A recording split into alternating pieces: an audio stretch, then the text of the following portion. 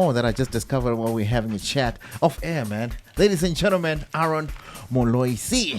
How you doing, my brother? I'm good. How are you? I have to give you that, my brother, because you are one of the best. Thank you. What a welcome. What a welcome. Normally we hear the horn when it's like, oh, tree. This is my first time ever doing a radio interview, and you hear, Are you serious? and you feel, I love the studio, guys. Oh, thank you. Bogart Radio, you are done yourselves. It's yeah, I'm not buying face, but literally, it's chilled, the aircon, it's literally beautiful. Yeah. Wow. And I mean, just walking into a store with lots of fashion, and then you do an interview. Yeah. Thank you Never so been much done for having before, me. eh? Never been done before. It's a first, yeah. Yeah, man. Oh, great stuff, man. Great having you here, and also I love your energy. I thought you were short because your pictures. I picture you as a short too, but you're you're taller than I ever thought, eh? Oh wow! It's incredible, actually. It's actually very incredible. Well, you confuse the enemy. That's why we're on TV. We call it show business. We give you guys a show. Yeah, that's what it is, man. Yeah. All right, cool, man. We've, you had such a wide, can I say, dynamic of a career. You've done a lot of things, and what was your first love in this entertainment? Can I tell you? I never, ever, even in my wildest dreams, ever thought I'd get into media. Are you serious? I'm telling you the truth. I grew up in Limpopo, in a very deep rural area, Radikale, you know. Oh, yes. Where literally everybody's poor. You don't have shoes to go to school. You're paying 10 cents to go watch TV by the neighbor's house because they've got maybe the father. Oh, you paid to go watch TV at the neighbor's house? I used to pay. No, it was real, bro. Go on, let me hear the story. On a very bad day, let's say month end, and they've fried some steak. Yeah. They tell you, no, you can't come in because the car battery's finished. The car battery's finished. Because, I mean, it used to be those small black and white. Yeah. So they put on a car battery, literally. Yes, I remember, yes. And you get so traumatized thinking, I want to watch Michael Knight. Oh, it was back like that. It was way back. Dude, as soon as you leave, out of the gate, the window is blue. You know the TV's on. They just didn't want you that day because maybe they've got some, some They goodies. prepared probably a special meal for the family. And I used to be so bitter, Now you can imagine, I could never think that I want to be working on television. Yeah. Until I got to Johannesburg after, degree and all. I tell my journey. And then I saw that SABC building. The long tower. The Centric Tower. You feel some type of way when you see that building, eh? I'm like thinking, wait a minute. This is the TV license. That's the building, guys. That's where the magic happens. This is where the magic happens. Let me go there. Took lunch break, went there, got reception. Dumelang. Guys, is this where television is? They're like, yeah, this is the head office. I'm sure they looked at you when you're asking them. Auckland Park. I was like, cool, I'm looking for a job. They're like, what do you mean? Like that? You don't just... who are you? Get it? There's productions, there's studios everywhere. Yes. I was like, okay, yeah, give me the numbers. Let's do this thing. Wow. Just like that? Just like that. Yeah, man. And I left. I think about a month later, a friend of mine told me that Take 5 is looking for presenters. Wow. And I was like, Take 5 is still around. This is in 2002. Oh, yeah. I remember those. Those are the people that were there before us. Eventually, I went to the auditions. Over 4,000 people auditioned for that role. Sure. Your biggest of people were here. 4,000 people. It was one of those national sessions. DJ Smooth was there. And you can imagine, because around that time, everyone that's established now was literally knocking on the door to become established. Absolutely. So I can imagine that, because you mentioned Take 5, and around that time, Jam Ali was quite popular, Your TV was quite popular, and all those presenters were looking for an opportunity. Now, part of the 4,000 people you were involved, you were part of that. And funny enough, when I got there, because remember, I had dodged from work. I was in corporate. I was an IT as a systems developer. Oh, okay. Walking in there's a long queue. Everybody's got a form. I'm wearing my shirt and tie. Of course. Everyone from corporate. I said, just this. This is not for you. This is how things work. No wonder they used to make us pay 10 cents to go watch this thing. And I jumped the queue, threw in a little light to say, I'm here to see the person who's casting. And they said, who? I'm like, oh, Trisha. Oh, that's one. This guy was a good actor before. And then I went in. Way before it. Immediately I went in and I said to Trisha, listen, I'm not going to waste your time and please don't waste my money. You tell me what to do. You tell me where to look. Sure. And then on my first episode, I'm going to give you $200. Hey, so she thought it was a spoof from production.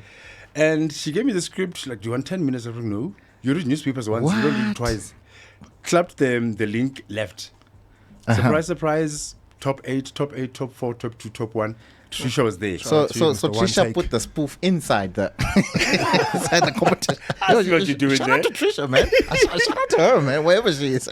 And she was shocked when I said, Trisha, my babe, here's 250. And she's like, what is this for? And then I reminded her. Yeah. Look at Chris. Oh, is that you know? Oh, you know him? Oh, Mr. Chris Augustine. Yeah. Shout out to Mr. Augustine in the Augustine. building. Yeah, you should come inside. You should come inside. Big Yeah. fan of our, Yeah. fan of ours.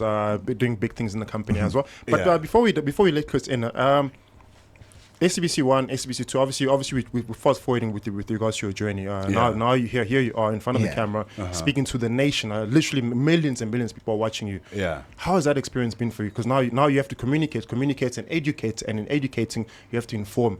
Now millions are watching you. That was my first biggest lesson about the actual meaning of ignorance is bliss, and what you don't know doesn't hurt. When you go in and you have too much knowledge about something, you want to do it proper. Exactly. You want to do it ethically. You want to do it this way. But if you go in and you had never done it before, you can only do it the way it makes sense to you. Then you become sincere. Then you become unique. Then you stand out. Exactly. My very first link, I can't forget, I was doing it with Kim Engelbrecht. She was on ECD Yeah. slowly. Here I am, Mr. BSc corporate. He's never done any television. Mr. I speak 7 languages. Of course. And then I threw my link. I must have done it in 6 or 7 languages. It was a mess. Yeah. But then nobody could hear it because my crew was white. Yes. Oh, yeah. And Kim is colored. You know, God I walks was like, with oh my this God. man here. And that worked. So my first official opening link was a fluff. That's what made it. You know, the funny thing about the media side, one thing where Ronny and I have always said with each other, it's only a mistake when you make it obvious that it's a mistake. But you can literally carry on going, and everyone's to think, oh, this guy's actually quite good at what he's doing. Absolutely. And if it's a seriously horrible big mistake, trust me. Remember, broadcast is a game of numbers. Yes, it's a game of numbers. Yeah. You make a serious horrible mistake live, whether on radio or on television, the numbers shoot up. Naturally, you should lose your contract, but then they let you stay. Look at Steve. The host of Miss Universe, Steve Harvey. Yes. The biggest boo-boo. Yeah, that was the biggest one. I And think then the the whole following television. there, The numbers went up. the numbers were double. You see. Interesting stuff. So when you are in an odd or weird situation or uncomfortable, an embarrassing situation, so to say, ne? You're actually in the most powerful position because you do something that everybody, either they're going to cringe, they're going to laugh, Yes. they're going to look at you, they're going to ask what's happened, but you've got the numbers. At that moment, yeah. you are in the most powerful position. Yeah. Because you can come back and clean it up. You can come back and you know. Funny you saying that. There's a series on Netflix on Jerry Springer, where he came on. He came on as a journalist. He came on as a corporate person, and then he got given this by the producers. He got given the script by the producer saying, "There's a man and a woman coming. These guys are fighting. We want you to instigate and make this fight look bigger than it actually is." And Jerry Springer is sitting there and thinking, "I'm just a normal guy, and you want me to start a war." And after that war, he started the show. The numbers literally went up, and that's something the road on from then onwards. That's how Jerry Springer worked. Amazing stuff. You know, Rob has been saying how the journey has been amazing and everything else. And obviously, you've inspired a lot of people. And not only you've inspired a lot of people, you do a great job. God bless you, by the way, because the work that you do, you know, I always say artists, they are the medicine to a lot of things. We are healers. Yeah, you actually are healers. What keeps you going? Smiles on people's faces. Oh, man, yes. It's the best one, hey? Smiles on people's faces. Because remember, I mentioned I grew up in a very deep rural area where literally you don't know poverty and comfortable life because you're all poor. You're all not wearing school shoes. You know, we all walking to school at 2-3 kilometers. As soon as I realized there are other people out there on the other side of the mountain, Another world. Yes. and there are lighter people, they are called white people. Yes. I was like, oh. So life became a fascination for me. And if I see somebody that is not happy, I'm not happy. Because people sometimes take life too seriously. No, yes, definitely. You can't be depressed because actually it's very disrespectful to God. You're depressed because things are not going well. Wait, did you write your life? You're right, eh? Did you script your life? Yes, that's good. So That's a good you're point. depressed now because your movie's not going the way you want to. Who said it's your movie? It's not your movie. Oh, You're not in charge of anything. You're not in charge of anything. You woke up on that day because it's a favor from God. That's what. Yeah, that's Put what's up. yourself together. Let's go on. Life is for the living, bruh. You're depressed because you know too much. Yeah. You're educated. That's actually true, eh? Yes. Because you know too much. You know too much. Your problems You have have got too much surnames. English. You have too much English in your head. Now you want. Your problem is got two surnames. You're eating what when you know too much. Again, it goes back to my biggest lesson. Ignorance is bliss. Sure. That's true, man. What you doesn't know doesn't hurt. Yeah. It's those kind of things. Take it easy, chill, relax. It's not that bad. Yeah. Exciting, man. All right, cool, man. The time is exactly 27 minutes past the hour of 10 o'clock. Aaron is still in the building, ladies and gentlemen. Let's head over to the Twitter poll. I'm sure the polls are going to close just in a few minutes. Who carried the song? Is it Oscar Mbo, Jazz Works, or is it Tupu Taylor?